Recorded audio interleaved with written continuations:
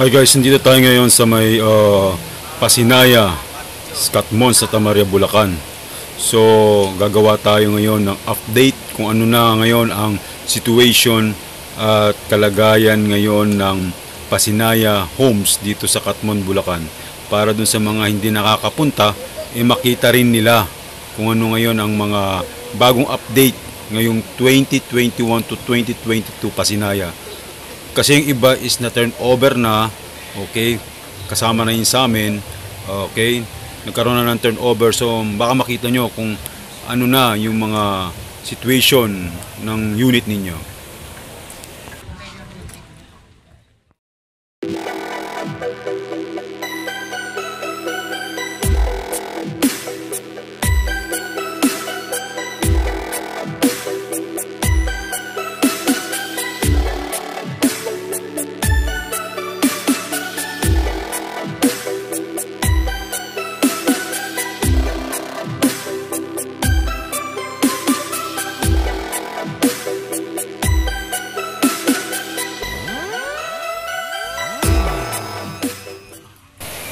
Ito yung update ngayon dito sa Pasinaya. Ito yung area kung saan malapit sa gate.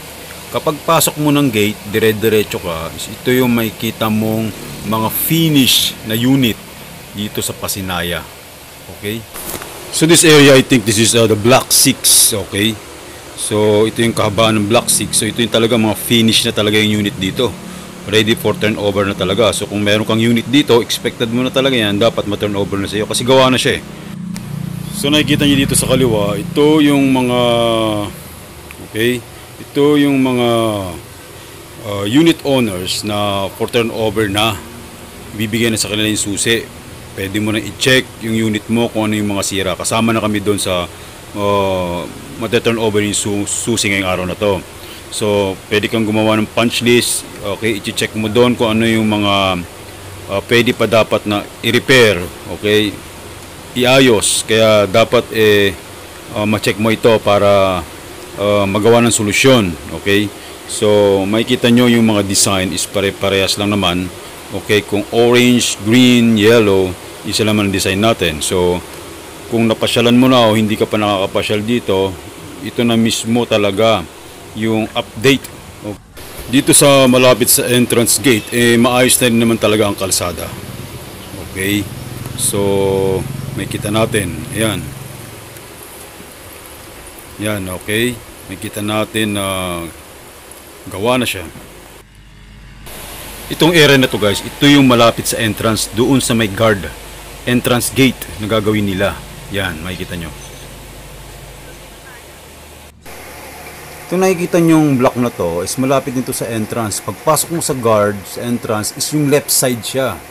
Okay, so hindi pa talaga siya tapos. Pero malapit na to.